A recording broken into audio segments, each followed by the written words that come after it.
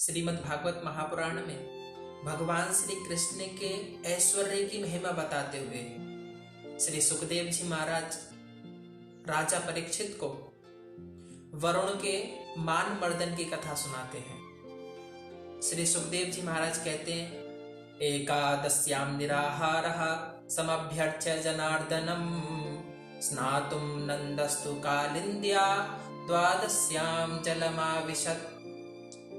एक बार की बात है कि नंद बाबा एकादशी के व्रत के उपरांत द्वादशी को प्रातः काल समय का ठीक ज्ञान न होने के कारण लगभग अर्धरात्रि में ही कालिंदी में स्नान करने के लिए चल दिए, यमुना मैया में स्नान करने के लिए चल दिए। जैसे ही यमुना मैया में प्रवेश करना चाहा, वरुण के सेवकों ने नंद बाबा को पकड़ लिया और बंदी बना लिया। रात्रि में सरोवर में, नदी में स्नान नहीं करना चाहिए। उस समय दुष्ट प्रजाति के लोग जल में निवास करते हैं। दुष्ट वेला में नंद बाबा स्नान करने के लिए गए, क्योंकि उनको समय का सही सही ज्ञान नहीं था, इसलिए वरुण के सेवकों ने उनको पकड़ लिया।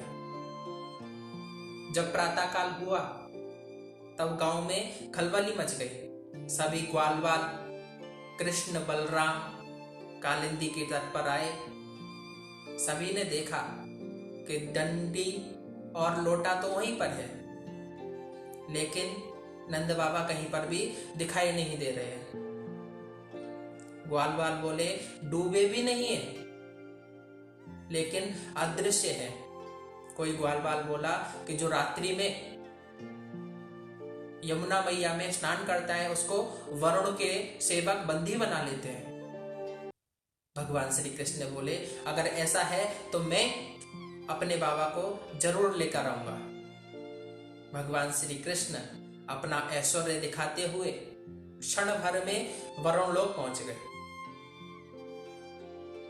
जैसे ही भगवान श्री कृष्ण को वरुण के दरबार में आते हुए देखा तो नंद बाबा विचार करने लगे कि इस वरुण के सेवकों ने मेरे लाला को भी बंदी बना लिया। लेकिन ऐसा नहीं था। भगवान तो अंतर्यामी है, हर जगह है, उनको कोई भी रोक टोक नहीं है, वो कहीं पर भी आ जा सकते हैं। जैसे ही वरुण ने भगवान श्री कृष्ण को आते हुए देखा, अपने आसन से खड़ा होकर साष्टांग दंडवत करने लगा। नमस्तुभ्यं भगवते ब्रह्मणे परमात्मने न यत्र श्रूयते माया लोकशिष्टे विकल्पनः। वरुण ने कहा, प्रभु मेरा प्रणाम स्वीकार करो। नमस्ते भगवते ब्रह्मणे परमात्मने, हे परमात्मा मेरा नमस्कार स्वीकार करो। आज यह वरुण लोग धन्य धन्य हो गया आपके यहाँ पधारने से। प्रभु आपके यहाँ पधारने का कोई विशेष कारण? भगवान श्री कृष्ण बोले, ये जो सामने खड़े हैं ना, ये मेरे बाबा हैं। वरुण तो थर थर कांपने लगा, पसीने से लथपथ हो गया। जैसे ये सुना कि प्रभु आपके बाबा हैं, हाथ जोड़कर चरणों में गिर गया और कहने लगा, अजानतः मामकेना मूढ़ेना कार्यवेदिना आनीतो यम तव पिता तद्भवान क्षन्तुमर्हति। तद्भवान क्षन्तुमर्हति। प्रभु मुझे बिल्कुल भी ज्ञात नहीं था कि आपके बाबा हैं, आपके पिता हैं। भगवान मेरे को क्षमा करना, भगवान आप मुझे क्षमा करो। तद्भवान क्षन्तुमर्हति। भगवान श्री कृष्ण नंद बाबा को लेकर वरुण को माफ करके ग्वाल वालों के बीच आ गए।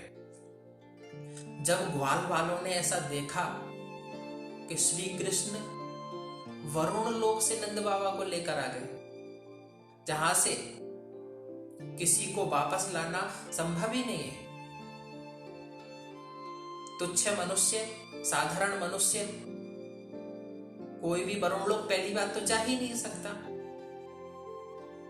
ग्वाल वालों ने श्री कृष्ण से प्रश्न किया, सच सच बताओ, तुम कौन हो? तुम्हारा लोक क्या है? तुम्हारा नाम क्या है? तुम हमारे कृष्ण नहीं हो सकते। भगवान श्री कृष्ण ने कहा, इनको बताना पड़ेगा। भगवान ने कहा, मेरा धाम वैकुंठ है। एक ग्वाल वाले ने पूछा, वही वैकुंठ? नाम हमने सुना है, जहां पर भगवान नारायण रहते हैं। श्री कृष्ण ने बोले, मैं ही नारायण हूं। एक ग्वाल बोले, अच्छा तुम नारायण हो, चलो हमें भी वैकुंठ के दर्शन कराओ। श्री कृष्ण बोलते हैं, अच्छा सभी ग्वाल वाले आंखें बंद करो। भगवान एक क्षण में आंखें बंद करने के बाद वैकुंठ में ले जाते हैं सबको, सभी को वैकुंठ के दर्शन कराते हैं। भगवान श्री कृष्ण शेष सैया पर आराम कर रहे हैं। भगवान नारायण आराम कर रहे हैं। लक्ष्मी मैया चरण दबा रही हैं। श्री देवी, भूदेवी, नीला देवी सेवा कर रही है। सभी पार्षद भगवान के सभी आयुध, शंख, चक्र, गदा, पद्म, सभी साकार रूप में भगवान की सेवा कर रहे हैं। भगवान ने पूछा, क्यों ग्वाल वालों, कैसा लगा वैकुंठ? ग्वाल वाले बोले, बड़ा ही सुंदर है। उन्हीं ग्वाल वालों में से एक ग्वाल वाला बोला, वो सब तो ठीक है, सुंदर है, लेकिन हमारे ब्रज से ज्यादा सुंदर नहीं है।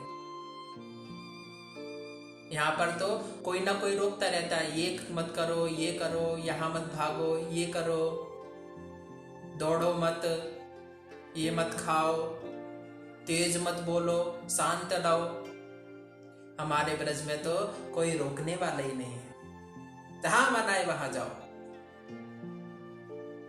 इससे अच्छा तो हमारा ब्रज है। भगवान मुस्काए, कन्हैया तू हमको तो फिर से अपने ब्रज में भेज दे, हमें यहाँ अच्छा नहीं लग रहा। भगवान श्री कृष्ण बोलते हैं, चलो आंखें बंद करो। जैसे ही ग्वाल वाले आंखें बंद करते हैं, भगवान श्री कृष्ण एक क्षण में ब्रज में लेके आ जाते हैं सबको ब्रज में लाते हैं। धन्य है ये ब्रजवासी लोग, जिन्होंने जीते जी वैकुंठ के दर्शन किए हैं।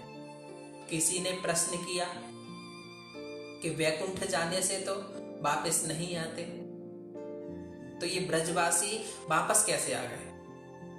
तो उनके प्रश्न का उत्तर ये है कि जितने भी ब्रजवासी हैं, ये सब भगवान की लीला के सेवक हैं। ये भगवान के आयुध हैं, भगवान के साथ लीला करने वाले हैं। सब देवतागण हैं। ये भगवान की लीला में सम्मिलित होने के लिए सब आए। धन्य है ब्रजवासी जो भगवान को पकड़ कर कहते हैं, लल्ला इधर चल, ये मत खा। यशोदा मैया धन्य है जो लल्ला को, भगवान श्रीमन नारायण को, भगवान श्री कृष्ण को पकड़कर ओखल में बांध देती है। भगवान ने सोचा, इन ब्रजवासियों को मेरा ज्ञात हो गया है मैं कौन हूं, आगे मेरे को बहुत सारी लीलाएं करनी है, इसलिए भगवान ने सबकी स्मृति भुला दी। उनको कुछ ज्ञात ही नहीं हुआ, भगवान ने सबकी स्मृति भुला दी। स्त्रयमानः सुविस्मृताः, सुखदेव जी महाराज कहते हैं, स्त्रयमानः सुविस्मिताः। नंद बाबा, ग्वाल वाल सब कुछ भूल गए। धन्य है ब्रजवासी, धन्य है ब्रज भूमि, और धन्य है भगवान श्री कृष्ण का ऐश्वर्य, जो लीला करते भी हैं, साधारण रहते भी हैं और सब कुछ भुला भी देते हैं।